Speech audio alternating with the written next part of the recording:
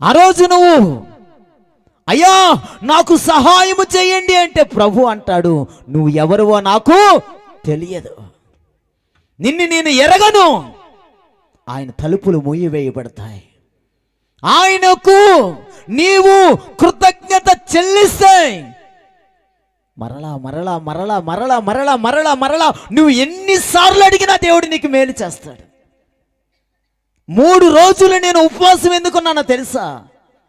నా దేవుని దగ్గర నాకు దేవుడు చేసిన కార్యాలను బట్టి ఇంకా దేవుని అధికంగా ప్రేమిస్తున్నా. ఎంతగా ప్రేమిస్తున్నానంటే నా శరీరముని నేను ప్రేమించనంతగా దేవుని ప్రేమిస్తున్నా.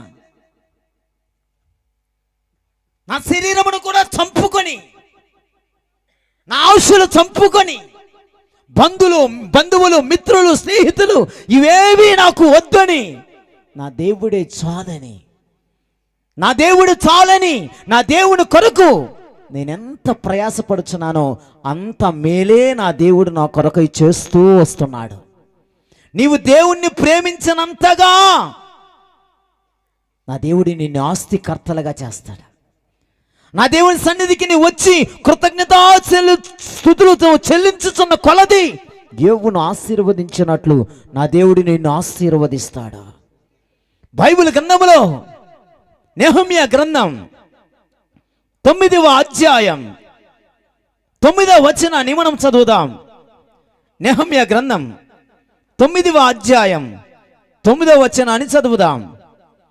నీవు నీతిమంతుడివై ఉండి నీ మాట చొప్పున జరిగించితివి. ఐగుప్తులో మా పితరులు పొందిన శ్రమను నీవు చూచితివి. ఎర్ర సముద్రము నొద్ద వారి మొరను నీవు వింటివి. Praise the lord. దేవుని యొక్క సంఘమా, నీ వింటివి. ఫరోయు అతని దాసులందరూ, అతని దేశపు జనులు అందరూ వారి ఎడల బహు గర్వముగా ప్రవర్తించినను నీవు తెలియగా నీవు వారి ఎదుట సూచక క్రియలు మహత్కార్యములను చూపించితివి. అలాగున చేయుట వలన నీవు ఈ దినమున్నట్టుగా ప్రసిద్ధి నొందితివి. హల్లెలూయా. ఇశ్రాయేలు ప్రజల జీవితాలలో దేవుడు ఏమై ఉన్నాడో తెలుసా?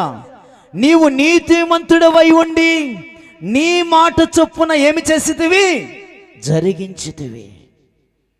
నా దేవుడు మాట చెప్పి ఏమి చేయవాడో తెలుసా?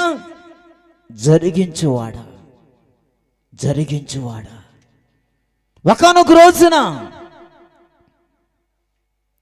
ఒక ఫోన్ కాల్లో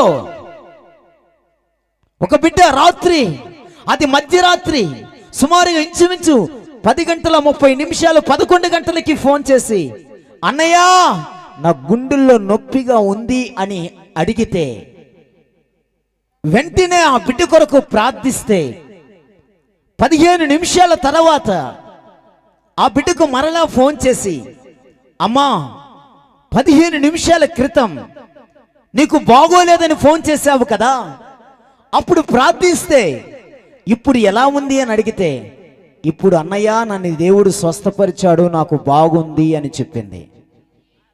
చెప్పండి ఆమె.